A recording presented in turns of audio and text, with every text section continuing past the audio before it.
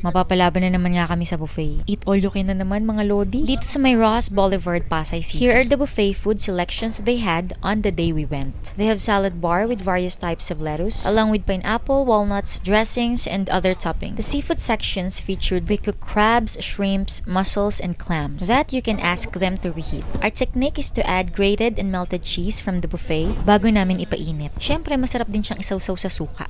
Ayan si brother naglalagay ng vinegar saka ng chili garlic on top. Ang sarap. They also offer fish fillet, chicken satay, and marinated chicken thigh that you can request to be grilled. Pwede ka ding magpagawa ng laksa, spicy coconut noodle soup. Pwede ka ding magpaluto ng pasta at stir-fry Mongolian noodles. Mamimili ka lang din ng mga toppings na gusto mong ipalagay. Meron din silang mga lutong ulam, fish fillet in teriyaki sauce, beef caldereta, broccoli and cauliflower in oyster sauce, baked penne with meaty sauce, at itong kanilang roast beef biscuit.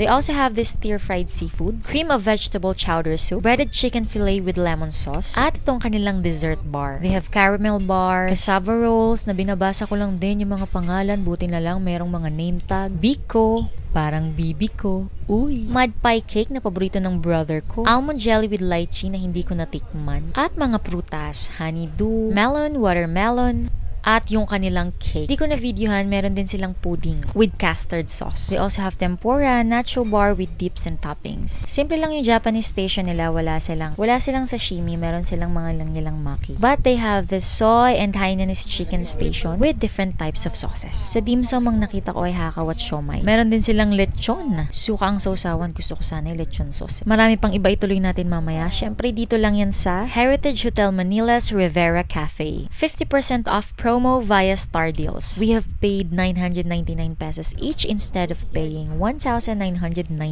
They also have unlimited drinks, dalawang klase. Iced tea, yung isa hindi ko sure, strawberry guava ata. Another dessert on this sides, meron silang cheesecake lollipops. Pwede din kayo magpagawa ng crepe. Yun lang, wala silang ice cream, kahit dalawang ice cream lang sana. Para sa detailed review and ratings ng kanilang mga pagkain and itong kanilang buffet, please check the part 2 of this video. See you!